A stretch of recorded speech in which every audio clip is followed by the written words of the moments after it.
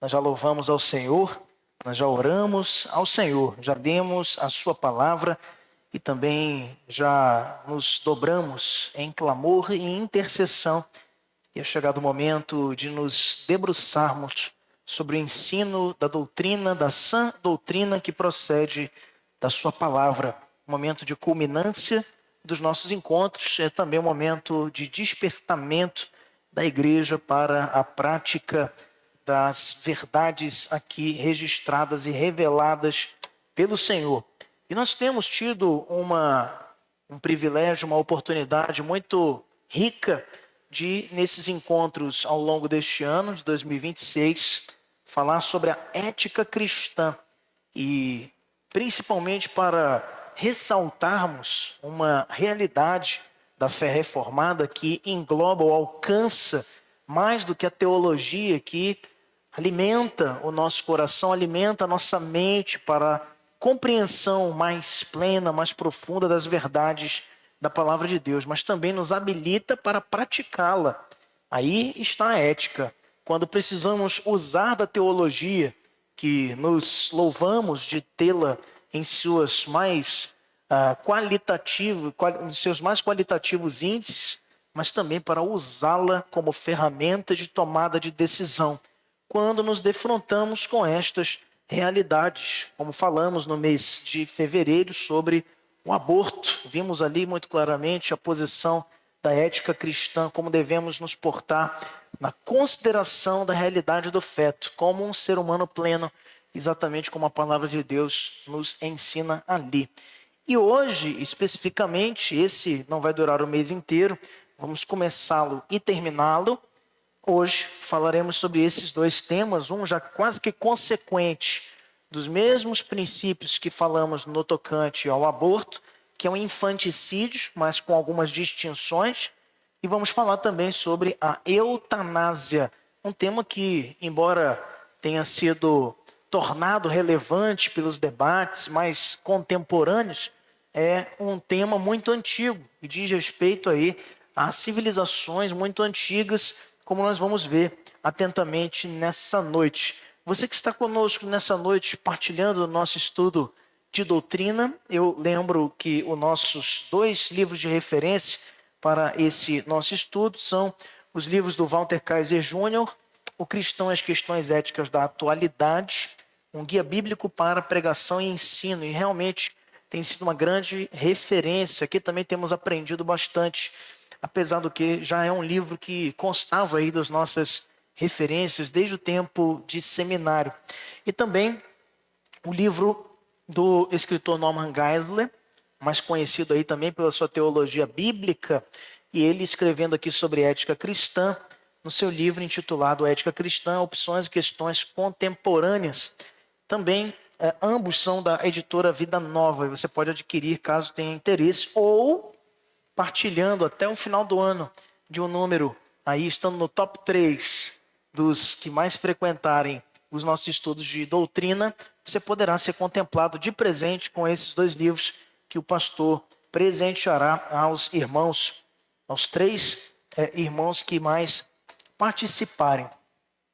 Queridos, quando a gente fala sobre infanticídio, nós temos uma tendência a pensar que é quase que um sinônimo do aborto.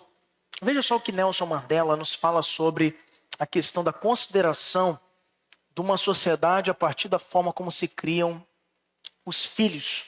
Não há revelação mais aguçada do espírito de uma sociedade do que a forma pela qual ela trata seus filhos.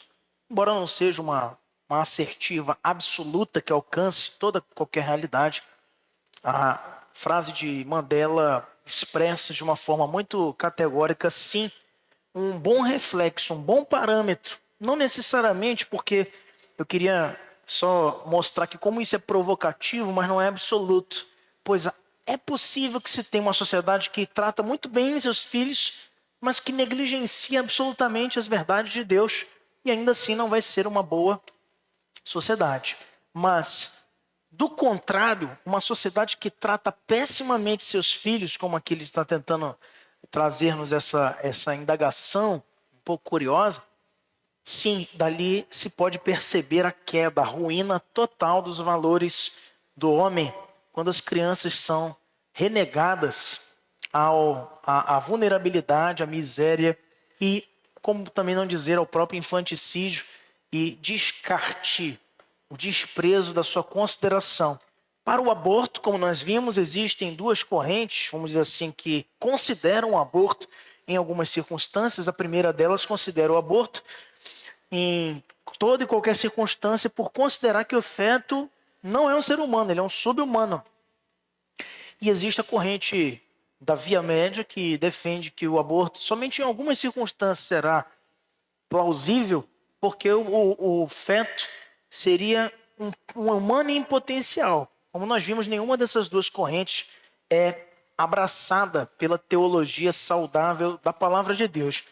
Por outro lado, falando do infanticídio, o raciocínio é o mesmo da visão mais radical do aborto, mudando apenas o contexto em que se encontra a criança, se dentro do ventre ou fora dele.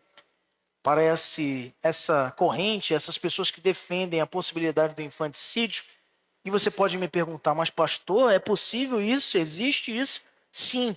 E hoje, em umas circunstâncias muito específicas, como a gente vai abordar no nosso estudo de hoje. Ainda existem, principalmente em comunidades nativas e comunidades tradicionais, ainda não secularizadas, por assim dizer, essas ainda têm a prática dos infanticídios como até mesmo instrumentos de aplicação de rigor religioso, militar ou de seleção natural dentre os seus indivíduos, sobretudo em comunidades indígenas e também, não somente, mas também outros povos que assim acreditam ser possível descartar crianças por exemplo, possuírem malformação ou algum tipo de deficiência física ou mental. Então, o Mandela nos traz essa reflexão aqui realmente a respeito da sociedade, do tipo de cuidado, do tipo de tutela que prestamos às crianças. Por outro lado, Manuel Santos nos diz sobre a eutanásia, falando agora deste outro tema e usando aqui um jogo de palavras para nos provocar a reflexão sobre a interrupção de uma vida. A ti que não queres viver, deverás muito bem pensar, pois o que para ti morrer será para outrem matar. Quem irá por tal pagar? Curioso jogo de palavras aqui de Manuel Santos e nos mostrando um pouco desta realidade da eutanásia. Muito bem, meus irmãos. Nosso estudo de hoje vai contemplar alguns pontos de uma maneira mais objetiva e bem dinâmica, te envolver dentro da reflexão sobre esse tema do infanticídio e da eutanásia. Primeiro vamos fazer uma introdução ao debate dos temas do infanticídio e da eutanásia. Depois vamos falar sobre o infanticídio e suas definições. Posteriormente sobre a eutanásia e suas definições. Posteriormente vamos falar sobre a visão da ética cristã sobre os dois temas. E vamos encerrar fazendo considerações finais com o olhar, a ótica da ética, aproveitando essa proximidade fonética das duas palavras, para fecharmos então com conclusão o nosso estudo de hoje. Eu queria te deixar à vontade, se você tiver um comentário, uma pergunta ou alguma consideração para ser feita, aproveite, não saia com dúvidas. Sair com dúvidas é uma atitude tola, mas tirá-las é porque tem gente que pensa que tem perguntas bobas ou dúvidas tolas, triviais, mas na realidade trivial ou tolo é ficar com dúvidas. Tirá-las é de todo inteligente. Introduzindo o debate, meus irmãos, sobre esse tema, podemos ver que desde sempre esses assuntos, o tema da vida, foi primordial para a sociedade. Assim como na vida jurídica, a vida humana, quando discutida, toma proporções universais, abrindo espaços para as diversas teorias e fundamentações. Chegar a um bom senso, ou um senso comum sobre o que é certo ou errado, e isto é o trabalho da ética. Nessa temática é de extrema dificuldade, pois se adentra no liame subjetivo, numa matéria muito fina, onde engloba-se cultura, religião e várias outras áreas que influenciam ou influem na formação ideológica do ser. E por isso é tão difícil, muitas vezes, abordar para correntes diferentes uma linha uniforme de pensamento sobre essas temáticas como a do infanticídio e da eutanásia. Por exemplo, alguns indígenas têm a cultura do infanticídio, como eu disse na nossa introdução, achando ser certo matar a criança gêmea. Eles acreditam nisto por uma questão de que os gêmeos carregam consigo uma questão espiritual pesada, como se fosse um distúrbio genético, e por isso eles acreditam que um dos gêmeos precisa ser sacrificado. Isso não é, obviamente, em todas as culturas indígenas, algumas delas. Já um cristão, por sua criação baseada na Bíblia, não é a favor nem sequer de tirar um feto, que é a prática do aborto. Já vimos isso no mês anterior, no nosso tema anterior. Um outro exemplo bastante comentado nos dias de hoje é o aborto, tema polêmico, por mexer no que cada um acha certo ou não, segundo os seus princípios. E podemos observar que tais temas são desafiadores exatamente por tratar de questões éticas e morais e que merecem um debate mais amplo, devendo ser esclarecidos e respeitados, pois estamos diante de temas delicados, assim como foi também aquele julgado na ação direta de inconstitucionalidade 3510 do Distrito Federal, a famosa ação das células-tronco, onde também num outro tema que a gente vai abordar ainda esse mês, mas não na próxima semana, e vai falar sobre a questão da biomedicina, questões de bioéticas. Acalme que a gente vai chegar lá, não vou dar spoiler. Então, temas delicados, mas que não podem, meus irmãos, por ser delicados, ou polêmicos, ou difíceis, deixar de ser enfrentados pela igreja. É por isso que o Senhor colocou no nosso coração, nesse ano, dedicarmos 12 meses para falarmos sobre esses temas e capacitar a igreja a lidar com eles. Pois você vai ser confrontado, momento ou outro, por parentes, colegas de faculdade, de trabalho, por esses temas, e precisamos exercitar a fé, a teologia que tem irrigado o nosso entendimento cristão para exercer posicionamento na sociedade. Nós não somos chamados à indiferença, tampouco para caminhar num dogmatismo seco e esvaziado de reflexão. Diante da palavra, somos convidados a olhar para esses temas e tomar posição, sem medo, com coragem, mas também com respeito. É importante que se diga isso. Então, esses temas precisam ser tratados apesar de suas características. Vamos falar, meus irmãos, um pouco então, em primeiro lugar, sobre o infanticídio, trazendo então algumas definições importantes sobre esta questão do infanticídio. Normalmente, o infanticídio é cometido contra um recém-nascido, uma criança que acabara de vir à luz. E por alguma razão, vamos ver aqui algumas delas, entende-se que seria possível descartá-la. Então, o aborto parece, mas só parece, como vemos, que é um pouco mais impessoal. Você não está vendo ali, embora hoje você tenha tanta tecnologia que veja, ó. Eu me lembro das ultrassonografias das minhas duas filhas, já 3D. Como está a Thalita hoje, é como a gente viu lá no desenho. Aliás, está mais bonita. E da mesma forma a Melissa. Então, hoje você vê praticamente o feto ali. Então não tem essa desculpa também. Mas ainda se estende isso para a vida extrauterina, a criança já nascida. No Código Penal brasileiro, o infanticídio é abordado no artigo 123, no capítulo muito conhecido como dos crimes contra a vida, e que indica que o infanticídio implica matar um bebê durante ou logo após o parto, estando sob o efeito de estado puerperal, condição em que se encontra a mãe desde o momento do parto até voltar ao estado anterior da gravidez, que é um intervalo de tempo que pode variar de mulher para mulher.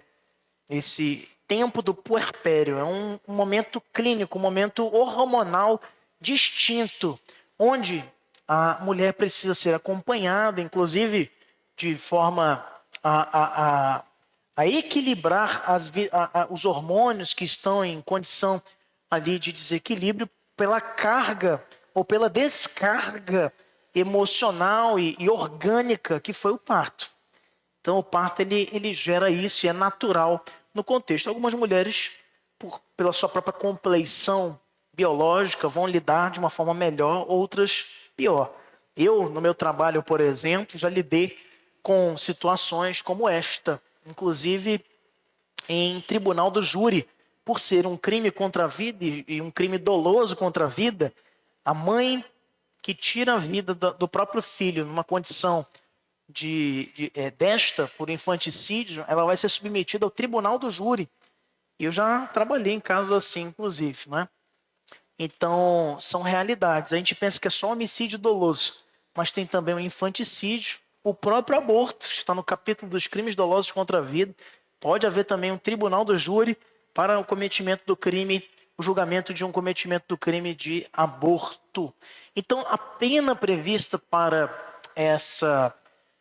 esse crime é de detenção, que pode ir de 2 a 6 anos, diferentemente da prisão. Então, isso fica para uma outra oportunidade, a gente falar sobre regime de aplicação de pena, mas a detenção, você precisa se apresentar todo dia lá perante a autoridade indicada e ficar ali detido, mas não é uma prisão como, por exemplo, numa penitenciária. Então é um pouco diferente esse tipo de aplicação da pena. Então, de toda forma, queridos irmãos, essa condição, ela até mesmo é tão comum, biologicamente falando, para a mulher, que existem muitos filmes, a literatura já se aproveitou dessa temática em muitos filmes de suspense. Eu conheço vários, um dos que de repente você já tenha ouvido falar, A Mão que Balança o Berço, filme muito antigo de suspense que aborda justamente esse fato. Eu me lembro de ter visto também um outro, nesses tela quente da vida aí, quando ainda tinha alguma graça e ainda passava algum filme de relevância, ou era um supercine, alguma coisa assim, na Rede Globo. E aí passava lá um filme que era exatamente isso. A mãe, saindo da condição do parto, começou a nutrir um desafeto pela criança. E aí isso vai gerando nela uma compulsão emocional, distúrbios dissociativos da realidade. E ela já não conseguia ver o filho como um filho e pensava que era um boneco. E quando vai, sei que a história do filme se desenrola nisto aí. Então, essa questão é uma questão mais comum do que a gente pense que possa ser. Então, o infanticídio está relacionado aí a esta questão. Mas não é uma inovação brasileira. No Código Penal, no artigo 123. A lei das 12 tábuas de Roma já ensinava que as crianças que nascessem imperfeitas, mal formadas ou que constituíssem desonra ou afronta à família poderiam ser mortas pelos pais depois do nascimento. Veja, uma disposição autorizativa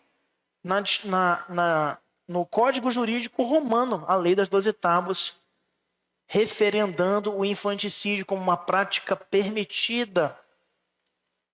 Podiam, para os gregos também, crianças deformadas ou mutiladas não poderiam se desenvolver no estado ideal, principalmente numa civilização que prestigiava as capacidades de militares. Quem já assistiu o filme 300 de Esparta aí? Todo mundo, né, já assistiu 300 de Esparta. Então, era um costume dos espartanos justamente fazer isso. Eles, ou se a deficiência não fosse tamanha que impedisse aquela criança de sobreviver, no entendimento deles, eles alijavam aquela criança para uma comunidade distinta, para viver à parte da comunidade dos espartanos. Esses eram chamados de hititas.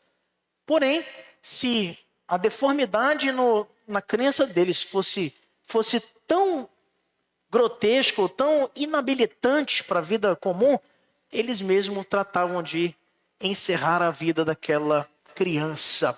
Isso era um costume dos gregos.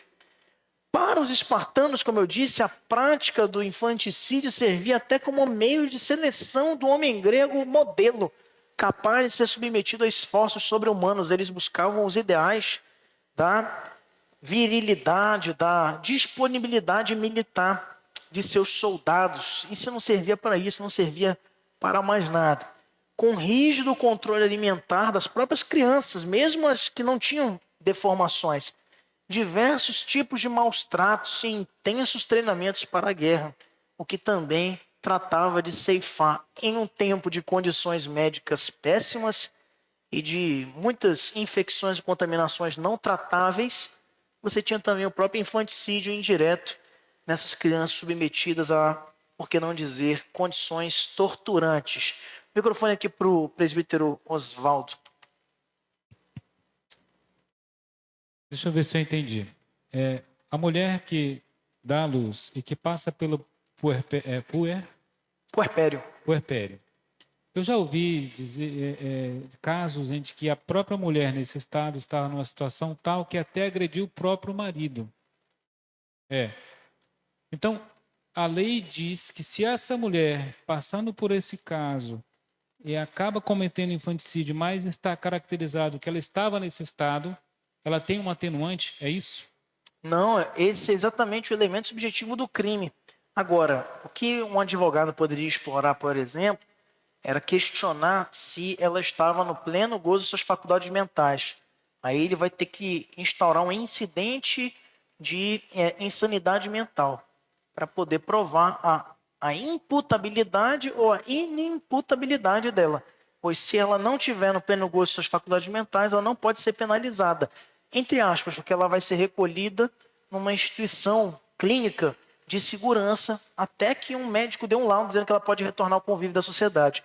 É pior do que uma prisão, porque não tem progressão de regime, não tem nada. Vai ficar antigos manicômios, né, que não existem mais as casas manicomiais.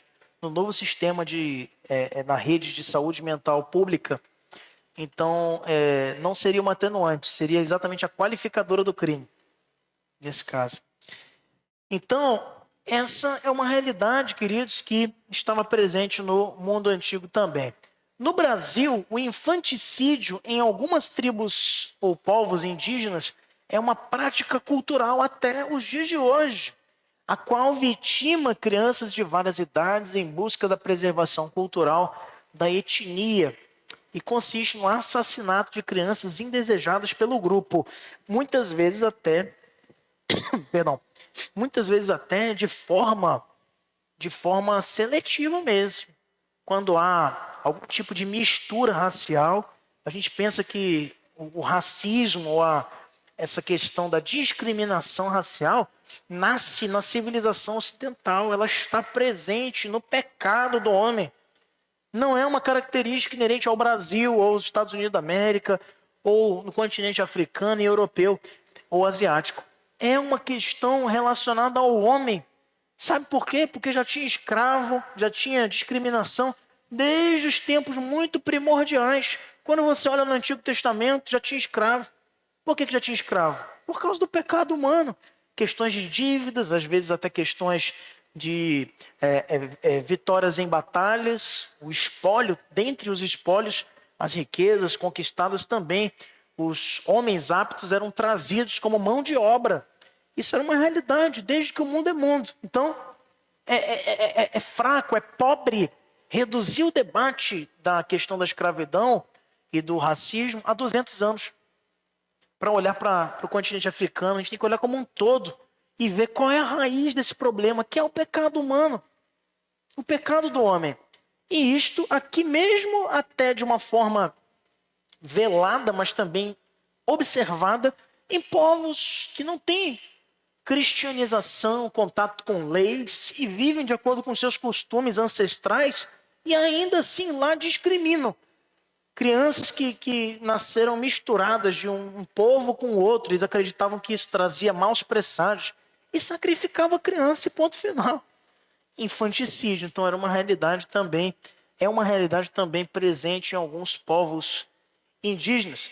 Dentre os muitos registros contidos na Bíblia, e tem muitos sobre infanticídio, os mais conhecidos entre os cristãos são o infanticídio cometido por Faraó nos tempos de Moisés, O infanticídio cometido por Herodes nos tempos de Jesus, que levou a Maria e José e o menino a fugirem para a terra do Egito e por lá ficarem durante alguns anos. Há um registro em Levítico onde Deus proíbe seu povo de sacrificar crianças a Moloque, o que era uma prática que ficou mais popularizada pelas perversidades do rei Manassés, que foi um dos mais terríveis reis de Judá. Embora neto de um dos principais, que foi Ezequias, mas foi marcado aí por ter também, dentre tantas idolatrias, cometido o infanticídio, entregando seus filhos.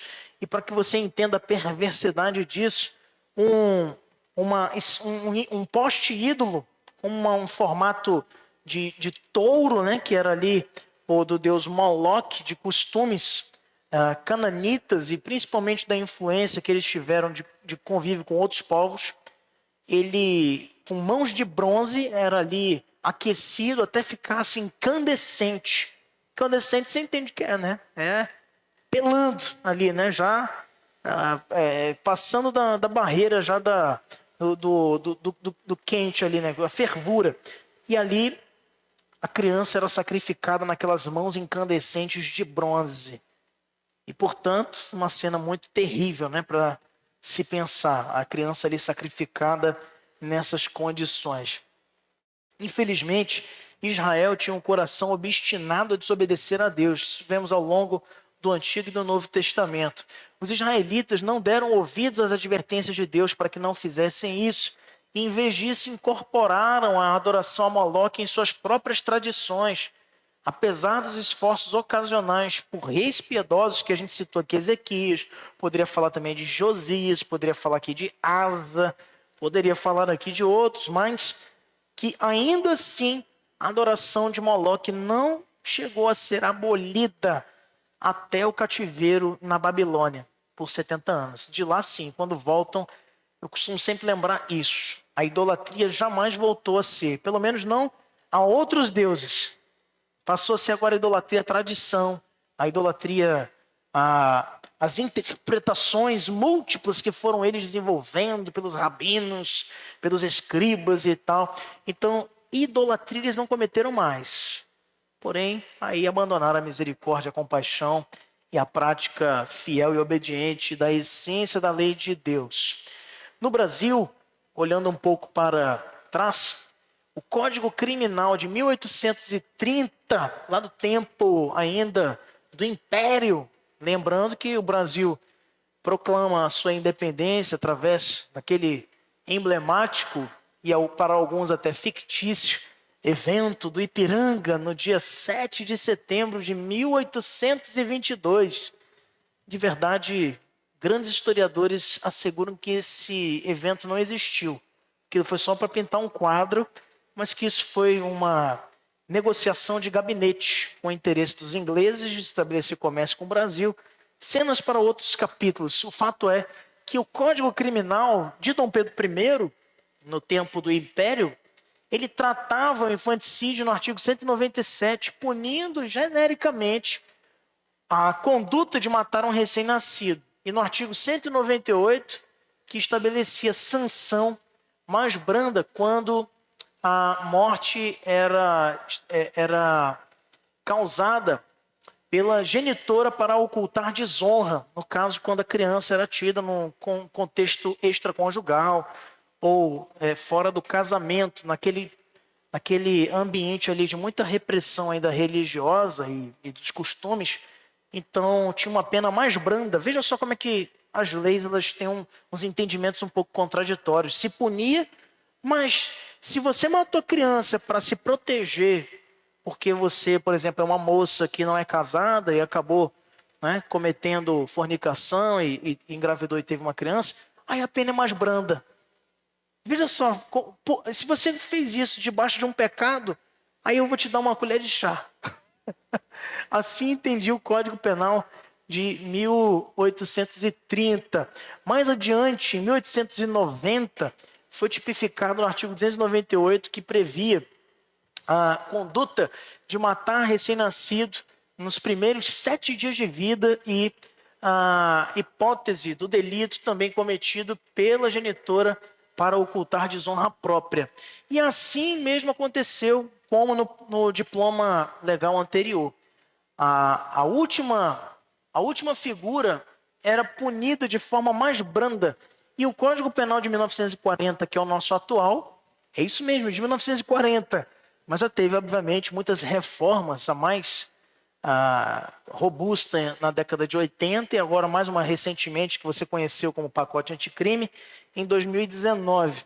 Então o Código Penal de 1940 não adotou o critério da desonra própria, ele tirou essa questão do infanticídio para ocultar desonra própria, que era de natureza psicológica. Então ele começou a contemplar o conceito de estado puerperal, que foi o que nós lemos lá no artigo 123 do Código Penal brasileiro. E não especificou lapso temporal determinado para configurar esse delito, utilizando a expressão aberta, durante o parto ou logo após. E o que é logo após? A mãe estava com problemas psicológicos derivados do estado puerperal e matou a criança 1 ano depois. E aí? É logo após? Aí vai ter uma dificuldade muito grande de enquadrar esse logo após, né? Mas também não dá para dizer que logo após é só uma semana. Pode ser 1 mês. Quem é que vai dizer isso? Alguém se arrisca a dizer? Quem é que vai fechar essa questão para dizer assim, ó, não, foi para o estado puerperal, mas foi 6 meses. Ou foi 1 mês. Um laudo médico. Somente um profissional da área da psiquiatria vai ter essa autoridade para certificar se a mulher cometendo esse crime estava ou não estava sob efeito do estado, ou sob influência, melhor dizendo, do estado puerperal.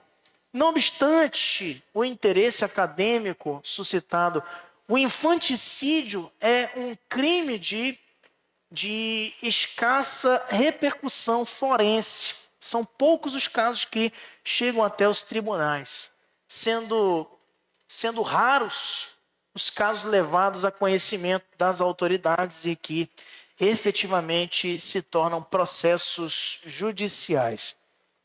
O bem jurídico tutelado para o infanticídio é a vida humana, no caso da criança. E tanto daquela que está nascendo, quanto também daquela que acaba de nascer, que é o logo no parto ou logo após. Então, essas duas figuras da criança estão aí alcançadas, estão protegidas pela legislação penal.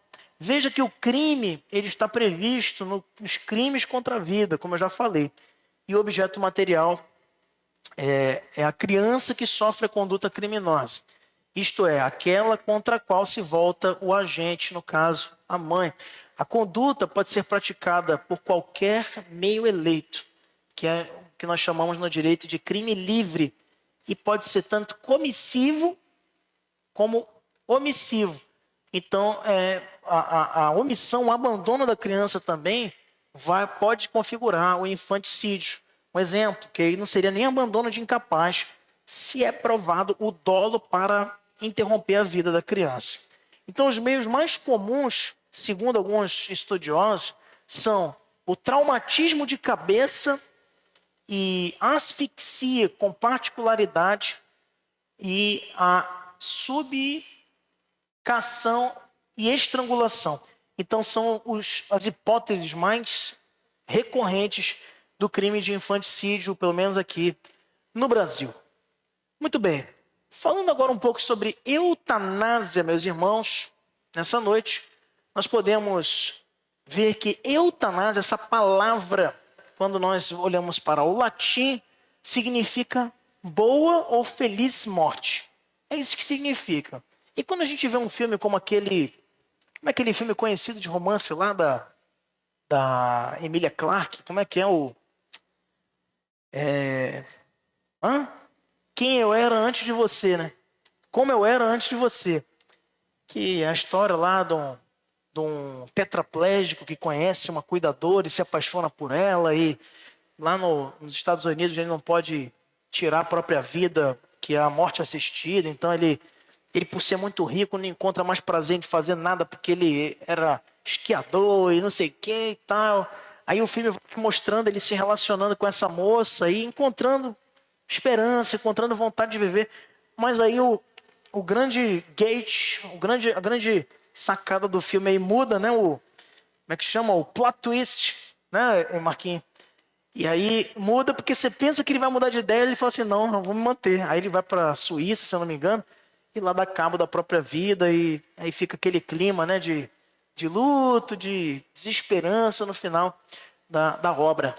Então, aí esse tipo de filme ele transmite uma coisa que é assim, olha, é preciso ter muita coragem para fazer isso, que coisa honrada, o cara não vai ficar vivendo assim, em cima de uma cadeira de rodas, né? Mas, quando a gente olha para a ética cristã, a gente já vai falar aqui, nós precisamos examinar a luz da palavra de Deus, se nós temos esse tipo de autoridade para interromper a vida humana, se nós não fomos os seus sustentadores ou criadores. Então, existem dois tipos básicos de eutanásia: a eutanásia ativa e a eutanásia passiva. É importante que se discrimine aqui uma coisa e outra. Por quê? A primeira, que é a eutanásia ativa, implica em tirar a vida para evitar o sofrimento. Então, também em outros filmes, outras obras literárias, livros, você vai ver também essa questão daquele cara, um soldado que está numa situação ali horrível, e aí o seu amigo fala, tira a minha vida que é melhor, que eu não quero mais sofrer. Isso acontece muito, tá? Com animais. Muitos animais têm a sua vida interrompida, a prática da eutanásia é muito mais comum entre os animais, graças a Deus por isso, né? Que não é mais recorrente com os humanos. Porque se tem esse olhar muito mais fácil, né? O animal, se bem que hoje já está começando a ficar mais raro também, porque tem algumas espécies de animais que têm mais direitos que o homem, ou que o ser humano, melhor dizendo. Agora tem também a segunda forma de eutanásia, que é a eutanásia passiva, que é permitir a morte para evitar o sofrimento. Então você não vai causá-la, você vai não fazer nada. E a gente vai ver essas duas questões aqui. Os proponentes da eutanásia ativa nos oferecem algumas razões favoráveis a esse procedimento. E a gente vai só enumerar aqui de uma forma bem objetiva para que nós entendamos o que eles usam como argumento para defender que a eutanásia ativa é possível, é eticamente aceitável. Primeiro, argumentos favoráveis à eutanásia ativa. Há um dever moral de morrer com dignidade. Então, quem defende que a eutanásia ativa é possível vai dizer, não, as pessoas têm que morrer, viver e morrer com dignidade. É um direito das pessoas. Está dentro da sua faculdade humana decidir como você pode morrer. Como se isso estivesse disponível para alguém que sofre uma tragédia, que cai no avião. Eu vou morrer de forma digna. Essa pessoa não tem essa opção, mas só alguns. O direito constitucional à privacidade, que inclui a morte com dignidade, quase que também emparelhando os argumentos lá favoráveis ao aborto, a disposição do próprio corpo. Então as pessoas dizem o seguinte, bom, para o mesmo argumento lá do aborto, se a mulher tem o seu corpo e as suas regras, a vida formada ali dentro dela está sob a sua disposição, ela pode fazer com o feto o que ela quiser. Da mesma forma se traz aqui para a eutanásia, o indivíduo defendendo que, por ser o seu corpo, ele pode dispor, inclusive, dar cabo da sua existência como bem entender, porque tem direito constitucional à privacidade. Em terceiro lugar, alega-se como favorável argumento à eutanásia ativa, que é um ato de misericórdia para com aquele que tem experimentado de sofrimento. Isso eu já até mencionei aqui, se faz muito com animais e soldados em guerras, enfim. Então usa-se dessa expressão de misericórdia. Vai dizer, não, sofrimento, para que sofrer mais? Vamos dar cabo e vai lá e uma injeção letal ou algum outro tipo. Hoje tem várias formas aí em alguns países que admitem essa prática. Quarto, a eutanásia é um ato de misericórdia para com a família. Então não é só um ato de misericórdia para com o sofredor, o moribundo, o enfermo, mas também com a família que sofre, se desgasta, e isso pode ser abreviado. Então se defende com base neste argumento também. Outro, a eutanásia alivia a família de um grande esforço financeiro.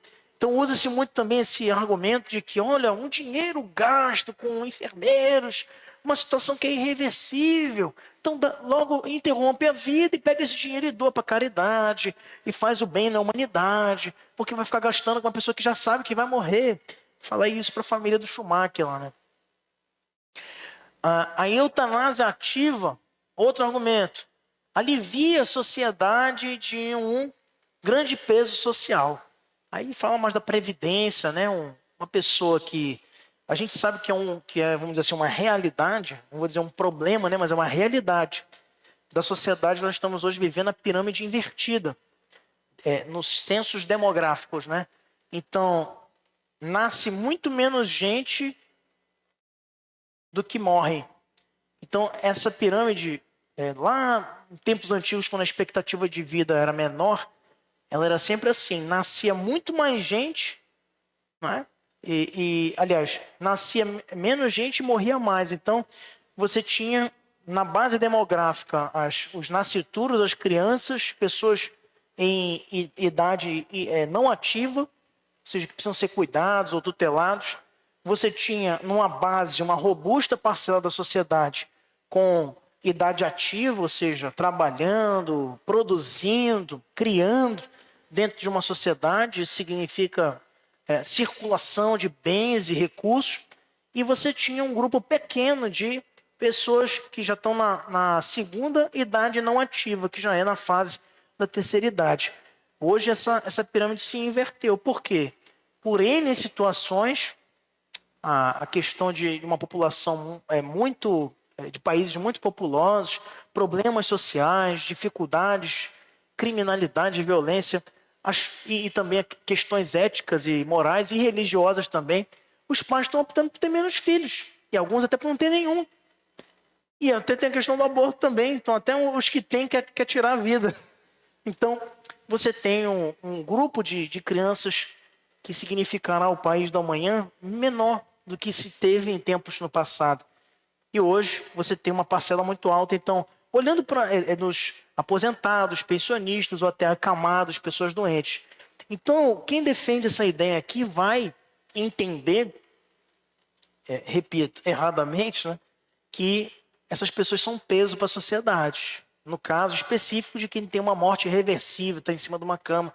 Então, tirar a vida seria a opção mais correta. Outro argumento. A eutanásia é um ato humano. É o ato humano a ser feito. Como se fosse a coisa mais humana. Isso aqui quase que complementa com aquela questão da dignidade na hora da morte, né? Oi? Um ato de piedade, exatamente. O argumento da autonomia é um outro argumento, querendo defender que não. A pessoa tem o direito de decidir isso. Se ela quiser acabar com a vida dela, ela acaba. Então, é um outro argumento que se usa também. E, finalmente, o argumento da distinção entre vida biográfica e biológica. Esse, para mim, é até interessante, embora eu não concorde também. Mas é um argumento que se diz assim, não, a vida biológica, você tirar a vida daquele indivíduo, não significa que ele vai morrer. Porque a biografia dele, o legado dele não morre. É eterno. Acompanhará a história. Lembra do sermão de domingo que eu falei sobre isso? Né? Em 3 gerações, todos nós seremos esquecidos. Então, isso é uma outra falácia também. Esses são alguns argumentos, queridos, que são usados aí para defender a eutanásia ativa. A eutanásia ativa tem como alvo produzir a morte. Tá? Ele vai gerar a morte. A eutanásia passiva, por outro lado, tem como outro alvo permitir a morte. O primeiro tipo é moralmente errado, mas o segundo, em algumas circunstâncias, como nós vamos ver, até pode ser moralmente correto para alguns grupos. Também não significa que a Bíblia convalide isso. A eutanásia passiva, não natural, é aquela em que se permite a morte de um indivíduo mediante a suspensão deliberada de meios naturais que sustentam a vida. Por exemplo, comida, água e ar. Então você não vai matar, mas você vai deixar de manter Entendeu? Você não vai lá e vai. É como aquele rapaz foi preso aí lá, acho que no Distrito Federal, ou foi em Goiás. Me corrija se eu estiver errado aí, ou foi em outro lugar. Não, acho que foi no Paraná ou Santa Catarina, que ele injetou, um enfermeiro que injetou alvejante para alguns pacientes, né? Então ali no caso nem era nem eutanásia, né? Era homicídio mesmo. Mas você não vai estar fazendo isso. A eutanásia passiva, como dizer assim, também não vou te dar nada que tu precisa para sobreviver, que dá no mesmo. Só vai morrer de qualquer jeito, né? Então, essa seria a eutanásia passiva não natural. Uma vez que a suspensão de comida, ar e água conduz a pessoa à morte de forma direta, estaríamos diante de um homicídio por negligência. Por outro lado, a suspensão dos meios naturais conduz o indivíduo à morte de forma indireta, como, por exemplo, o uso de aparelhos artificiais. Muitas vezes nós somos confrontados também com essas realidades. E aí, desliga ou não desliga os aparelhos e tal. Tem essa situação toda aí envolvendo também a questão da eutanásia. Muito bem. Então, qual é a visão bíblica sobre esses temas? Alguém ficou com uma dúvida sobre o que é infanticídio, o que é eutanásia? Acho que foi bem claro, né? Então, entendendo o que é infanticídio, o que é eutanásia, qual é a visão da ética cristã e, por que não dizer, a visão bíblica sobre esses temas? O microfone aqui para nossa irmã Érica Conceição, que vai fazer uma colocação, ou uma pergunta, um comentário. Pastor, eu tenho uma prima, ela esteve grávida com 5 meses. O bebê dela foi diagnosticado que o pulmãozinho não estava se desenvolvendo. Então, o médico ele pegou e deu essa opção para ela poder interromper a gravidez, né? Ela sendo uma serva do Senhor, ela ainda se sentiu confiante ali em Deus até o último dia, entendeu? Aí o doutor também ele deu duas opções. Ele deu a outra para ela que o nenê poderia nascer, porém isso ia durar 7 dias no máximo. E assim ela se fez. Ela foi até o final para ver se ela ia conseguir, entendeu? Ter o nenê. Então, quando o nenê nasceu, aí deram a opção de desligar a máquina. Aí, para nós que somos servos, que a família tudo ali junto com ela, né, sofrendo, vendo o sofrimento dela, principalmente, que foi aqui na Santa Casa, foi bem complicado. Foi bem complicado para ela ter que aceitar isso. Aí ela falou assim: deixa ele fechar sozinho, deixa ele parar de respirar só. Aí ela pedia: por favor, deixa ele parar de respirar sozinho. E ela ainda se sentia confiante que isso ia acontecer. Entendeu? Então, esse caso aí que o senhor está falando, veio todinho o que aconteceu com ela. Mas o que foi que aconteceu? Eu fiquei curioso aí. De interromper a gravidez, só que ela não interrompeu a gravidez, ela levou adiante, ficou os 7 Mas dias. de fato não sobreviveu. Não sobreviveu o neném. E com 7 dias a criança realmente completou 7 dias, a criança faleceu mesmo. E ela não saía de perto, não teve como dizer assim, desligar a máquina. Não, ela não saía do lado dele, ali na UTI. E aí foi bem triste Não dá isso. nem para mensurar, né, o que mudou na vida dessa sua conhecida, sua parente, é? Com esse fato, ela foi mãe durante 7 dias. Então, não está na nossa mão sermos autoridades sobre a vida. O microfone aqui para o Caio, que fazer uma colocação. Então, nós não temos essa autoridade, né? E eu posso lhe garantir que seria muito maior o peso para ela não ter tido essa experiência.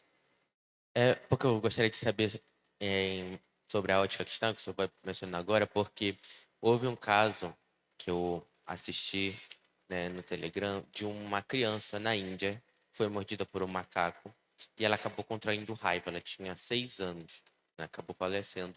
E aí o médico, né, falou pro pai, chegou ao pai da criança e falou assim: olha, ele não tem como sobreviver, já passou os dias de tomar vacina, não tem cura, ele vai morrer. Ele vai só piorando e piorando, e vai chegar um momento em que ele vai só sentir dor até ele definhar e morrer. O pai decidiu, então, né, fazer a Interromper. eutanásia na criança. E aí eu queria saber qual seria a ética cristã nesse caso, em saber já, não como é o caso dela, não tem mais o que fazer. Já é certo de que a pessoa vai morrer, porque eu, no meu caso, eu não teria coragem. Eu sinto que eu ia deixar lá, eu ia fazer a eutanásia passiva, porque eu não ia ter como, sabe, tirar. Mas uma ética cristã, isso poderia? É porque a gente, às vezes, até tende, se a gente espiritualiza muito a coisa, e ao mesmo tempo, se a gente materializa muito, a gente perde a sensibilidade para lidar. A ética cristã vem justamente nos ajudar a tomar essas decisões. Quando você falava sobre isso aí, casos sem volta, eu rapidamente me lembro de Jesus entrando em Gadara. E aí você olha aquele jovem possesso de uma legião de demônios. E que, naquele tempo, você não tinha, vamos dizer assim, estudos sobre a psique, psiquiatria, nada disso. Aquele cara estava tomado, e a gente não está aqui desdizendo a possessão demoníaca. O texto deixa muito claro que era isso mesmo. Aos olhos da sociedade, aquele cara não tinha mais jeito. Entendeu? Mas aí, quando não tem mais jeito, entra o impossível, que é a especialidade de Deus. Tá? Para não te dizer, não chegou a esse ponto, eu creio, né? Mas a gente lida com tantas situações e a gente quer pensar, às vezes, pegar assim, não, porque eu vi um documentário, né? Assim, matar do nosso lado. Entendeu? E se tu olha aqui para essa família aqui, tu vai lidar com os impossíveis de Deus. O Jonas é um milagre ambulante. O pastor Hernando Dias Lopes é outro, já contei para vocês a história dele também. O médico desenganou. A mãe dele disse que era melhor ela abortar, senão ela podia até morrer. E ela fez um voto com o Senhor, disse que se preservasse a vida da criança, não precisava nem ser a dela. Se preservasse a vida da criança, ela iria consagrar aquele filho para ser um ministro do Evangelho. E que grande voto, ainda bem que ela tomou essa decisão de confiar no Senhor. Então a gente, na ética cristã, vai ser habilitado a entender de forma bíblica sobre esses temas. Após analisar esses dois temas, não restam dúvidas que o princípio orientador nas Escrituras, eu queria que alguém abrisse aí, vou pedir para a Jaqueline ler para a gente aí Êxodo 20, verso 13. E eu queria aproveitar o texto que nós lemos na devocional, não foi aleatório. O texto lá de Deuteronômio, capítulo 30, de 1 a 20, lá no verso 19, vai dizer: escolhe, pois, a vida. Escolhe, pois, a vida. Aqui é óbvio que o objetivo é falar dos caminhos, caminho de bênção, caminho de maldição, em obedecer ou desprezar, respectivamente, os mandamentos do Senhor.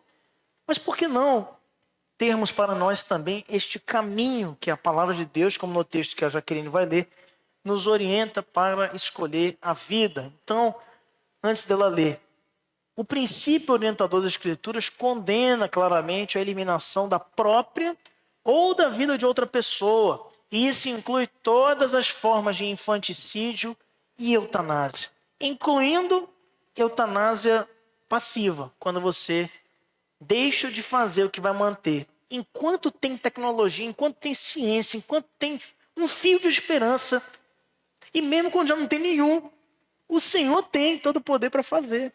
Meus irmãos, a irmã Regiane comentava aqui do cunhado. A chance desse homem estar falando hoje é mínima, quase nula. Ele fez um procedimento de retirada de um tumor do seu cérebro. Veja a sensibilidade. Hoje, mesmo com todo o avanço da medicina, muito pouco se sabe sobre o funcionamento desse. 2 vezes fez essa cirurgia. É óbvio que não dá para dizer, né, Regiane e Oswaldo, que não, ele é o mesmo Augusto de sempre.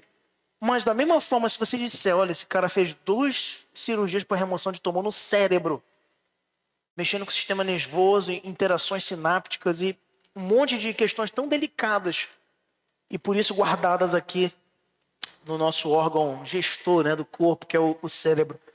Se você disser isso, se você conversar com ele, você não acredita. Pelo exercício de suas cognições que ele ainda tem preservado. Por quê? Porque não tem explicação. É Deus. É o Senhor. Então, toda forma de remoção de vida, seja passiva, ativa, como essa do infanticídio ou também da eutanásia, são condenadas nas Escrituras. As únicas mortes, exceções registradas na Bíblia, são as mortes motivadas por autodefesa. Está no Código Civil Mosaico e como princípio é trazido para o próprio Código Penal brasileiro. É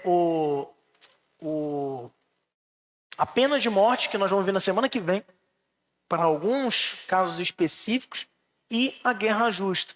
O argumento do direito de morrer, invocado pelos que defendem a eutanásia, ou o direito de matar para os que defendem o infanticídio, é fatalmente ou totalmente contrário à doutrina da providência divina e doutrina da soberania de Deus. Vamos ler o texto de Êxodo 20, verso 13, com a Jaqueline Lima. Não matarás. Muito grande esse versículo, né? Pode. O quinto mandamento, não matarás. E engloba todas essas hipóteses aqui que a gente abordou nessa noite. Pode falar. Tanto do outro tema do aborto quanto desse, eu acho que o nosso ponto de questão é não questionar a sabedoria de Deus. Pense dessa forma, porque ele não erra, Sim. né? Então, falando sobre essa questão da eutanásia, me vem a história de Davi, quando ele tem a oportunidade de matar o rei Saul. E ele não tira a vida dele, porque ele entende que é Deus que dá. E é isso que a palavra de Deus diz, né? Em Deus está o dom da vida, ele dá e ele tira. Então, nesse sentido, eu acho que a gente não pode ignorar essa soberania de Deus, né? Eu acho que até no devocional que o Senhor fez, o Senhor fala que nós não podemos colocar o pensamento, a mentalidade de Deus no nosso, porque aí é apequenar ele, né? Eu acho que esse é um enredo. Quando a gente olha para essas questões que são complicadíssimas, aborto, eutanásia, infanticídio, eu acho que a gente não pode ignorar exatamente a soberania do nosso Deus, né? É isso mesmo. E sem esquecer, meus irmãos, que Deus, ele não pensa como pensa o homem. Ah, porque uma criança com deficiência era melhor descartar, porque não vai gerar nada de útil. Meu Deus, eu conheço tanta gente, mas tanta gente, que teve a sua vida impactada com doses profundas da graça do Senhor, porque tiveram a oportunidade de ser pai de uma criança com síndrome de Down, de uma criança com paralisia infantil. Eu conheço, trabalhei com uma promotora que tem, até presidiu uma audiência pública que a nossa irmã Regiane participou pela escola dela lá em Belém, doutora Regiane Ozanam. E ela tem uma filha, gente, que é a pérola da casa deles. E o quanto que aquela família é abençoada através dessa criança, que hoje já tem algumas expressões com muito tratamento, terapia, mas veja, eu me lembro, até hoje tenho guardado em casa. Ela trouxe para mim, depois a gente criou uma relação profissional de muita amizade e respeito. E eu me lembro que ela trouxe certa vez para mim, olha, Gabriel, aqui um desenho que a minha filha fez para você. E eu fiquei embasbacado com aquele desenho. Falei assim, não disse para ela, mas assim, como que a criança conseguiu? O Senhor tem os seus planos. Às vezes a gente pensa de uma forma de utilidade, e olha que forma ignorante de enxergar as coisas, sabe? E a gente, um microfone lá para o Marcos. Então, isso é puro secularismo, é puro pensamento errático, pensamento pequeno e estranho às Escrituras. Nós não temos esse poder, essa autoridade de escolher quem vive e quem morre. Pode falar. É curioso esse tema, né, da gente estar vendo hoje, porque eu creio que foi ontem ou antes de ontem, eu estava na internet, né, vendo as notícias, que eu sempre, né, costumo acompanhar, e aí eu vi lá uma manchete, né, de um jornal mostrando uma família que eles estavam comemorando o aniversário de 32 anos de uma filha, né, deles lá, que ela, desde o nascimento, é diagnosticada com hidrocefalia, né? Que é quando o cérebro fica... 32, né? E aí, Ninguém diz eles, que... na postagem, eles deixam claro que... Eles falam assim, se não me... era mais ou menos uma coisa assim, não tá fidedigno, né? Mas eu lembro que era mais ou menos assim, você foi prometida para viver 7 meses, mas agora está completando 32 anos. E aí na postagem eles alegres, felizes, né? E cantando, né? E dava para ver que ela também tentava acompanhar eles, né? Então tipo, dava para ver que eles estavam numa interação ali bonita. E aí a internet, né, daquele jeito, na postagem assim, cheio de gente falando as maiores atrocidades possíveis, falando assim, que coisa terrível, como é que conseguem rir disso? Como é que eles estão sorrindo nessa situação? Olha o estado dessa pessoa, isso não é vida. E falando, tipo, isso daí para pior, né? Eu tô falando alguma coisa boa, perto das outras coisas que estavam escritas. E aí eu fiquei pensando assim, impressionante, eles estão lá no momento de felicidade, por causa do milagre da vida daquela pessoa, e as pessoas que não têm nada a ver, que não têm, eles não têm nenhuma responsabilidade, né, com aquilo, não tá na tutela deles a questão daquela pessoa, e eles ali falando as maiores atrocidades possíveis. Então, assim, a gente fica né, reflexivo sobre isso, né? Que a família ali claramente se regozijando, se alegrando por causa da vida da pessoa, né? 32 anos, e o pessoal lá, né, falando as maiores barbaridades possíveis. Então, meus irmãos, nós não temos essa autoridade. Então, no olhar da comunidade cristã, desde o seu primeiro confronto com o mundo grego, romano, e onde se praticava amplamente o aborto, o infanticídio, após a igreja, a comunidade cristã se opôs radicalmente com a sua doutrina e a sua praxe aos costumes generalizados naquela sociedade, como demonstra a reconhecida Didaquê, né, que são as doutrinas dos primeiros cristãos ou dos apóstolos, como um texto extra-bíblico, mas de muita riqueza histórica. Entre os escritores eclesiásticos da área linguística grega, Atenágoras recorda que os cristãos consideravam homicidas as mulheres que recorriam a produtos abortivos, porque os filhos, apesar de estarem ainda no seio da mãe ou no ventre da mãe, já são objetos dos cuidados da providência divina. Entre os latinos, Tertuliano afirmava, um dos pais da igreja, que é um homicídio premeditado impedir de nascer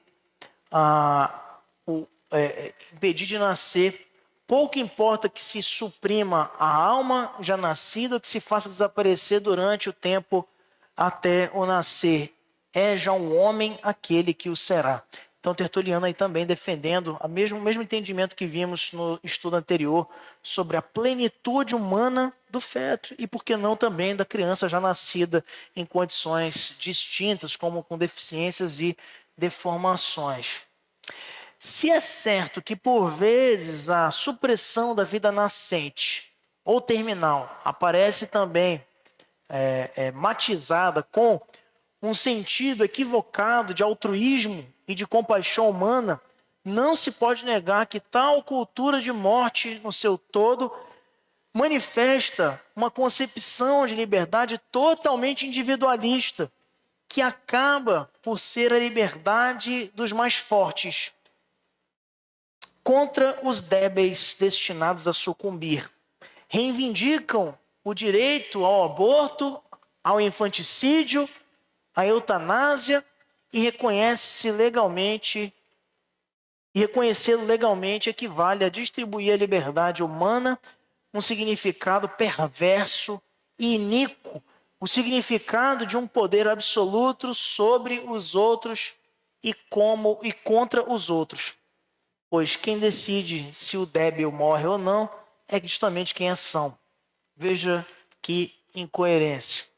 Da perspectiva cristã, a resposta dada aos argumentos pró-eutanásia tem sido claras, com base na soberania de Deus, como foi falado pela Jaqueline e por outros irmãos, e na santidade da vida humana, criada à sua semelhança. Portanto, no olhar da ética cristã, resumindo, não há nenhum direito moral que se permita matar um ser humano inocente, seja ele uma criança, seja uma pessoa enferma em condições inexplicáveis ou muito delicadas. Outro argumento da ética cristã: a Constituição não nos dá o direito de matar, a própria brasileira, eu digo. E através do direito, no artigo 5º, um dos direitos das cláusulas pétreas, chamado direito fundamental à vida, chamado também direito inalienável. Não é um ato de misericórdia matar um sofredor. Pelo contrário, é um ato de tripudiar em cima do sofrimento, pois, como já falamos, a vida pertence a Deus. Ele é seu autor e consumador e pode fazer dela o que bem entender. Inclusive, matar, inclusive tomar para ele aquela vida, como também restaurá-la, se for essa vontade. E nós temos na história humana um sem número de exemplos para reforçar e para respaldar o que eu estou dizendo.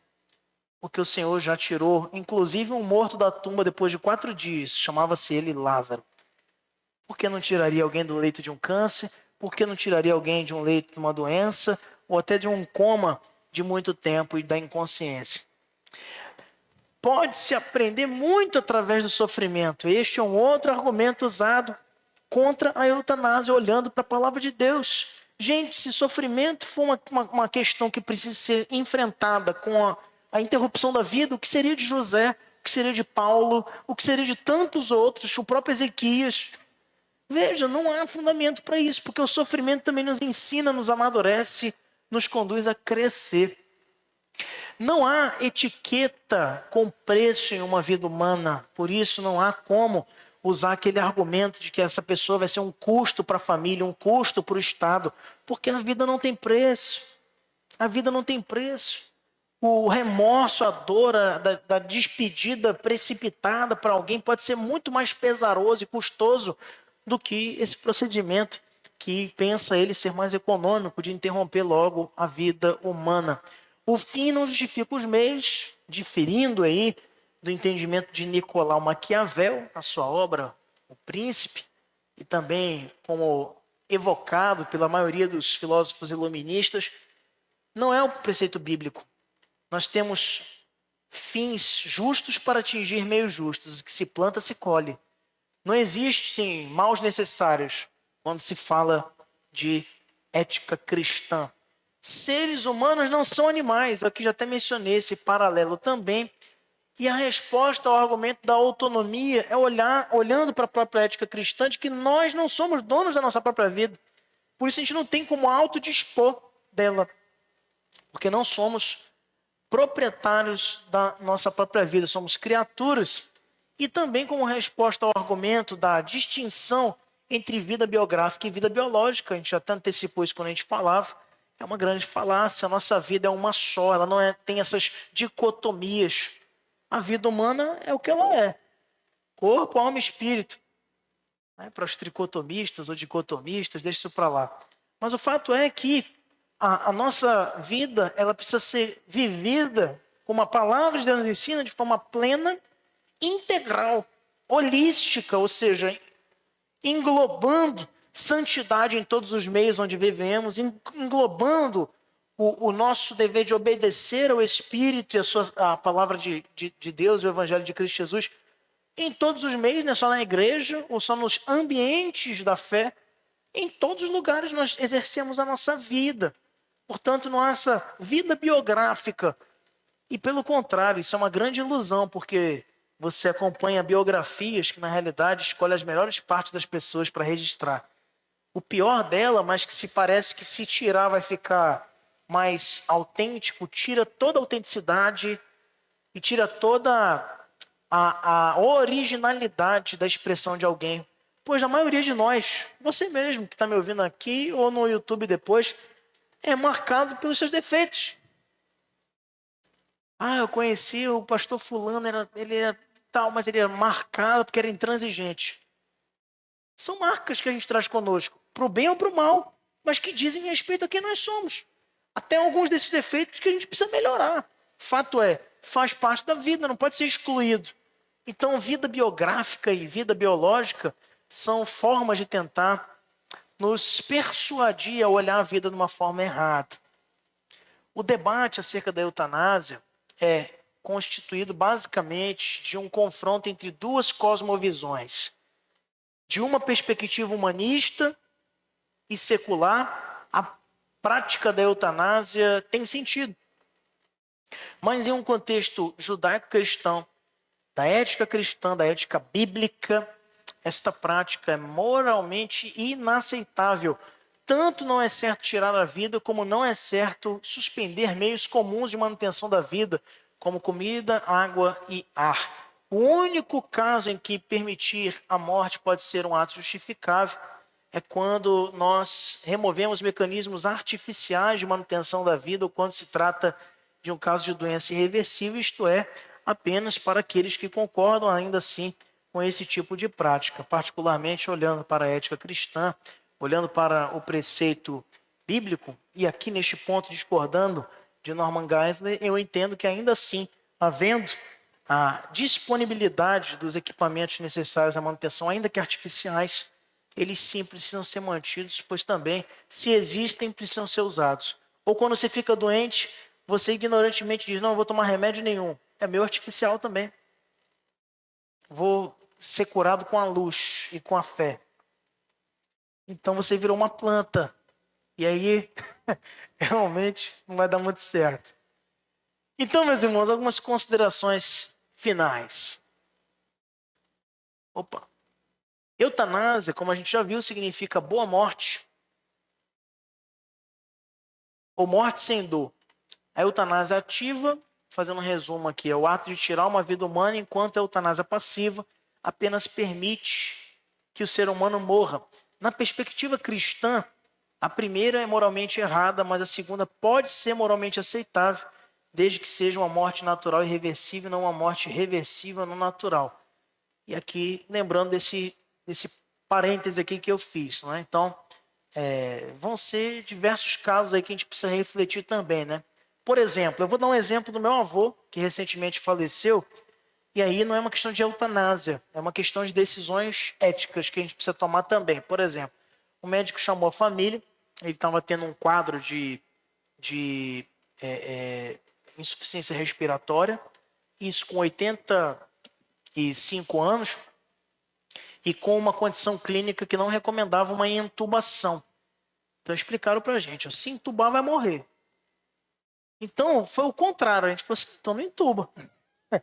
E vamos orar, faça o que tiver possível aí para preservar a vida dele sem esse procedimento. Porque, então veja, parece que assim, não, mas poxa, tinha que intubar para tentar mais uma alternativa.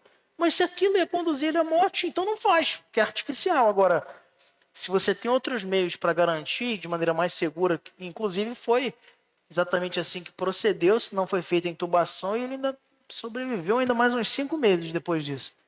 E depois chegou o tempo dele, o Senhor o chamou à sua presença.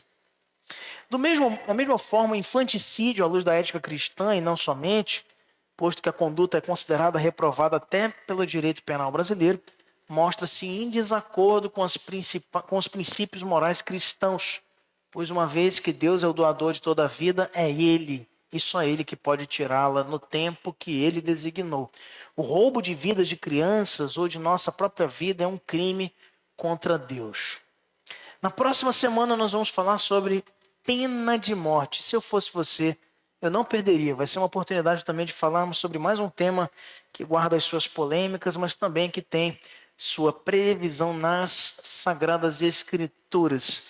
Vamos ficar de pé, meus irmãos, que Deus te abençoe, você que nos acompanhou aqui na IPA, presencialmente, você que nos acompanhará posteriormente aí no YouTube da IPA. Lembro que esses estudos, não só o de hoje, como os anteriores, estão disponíveis na nosso canal do YouTube. Você pode ir lá checar e revisitar os temas que anteriormente nós já estudamos.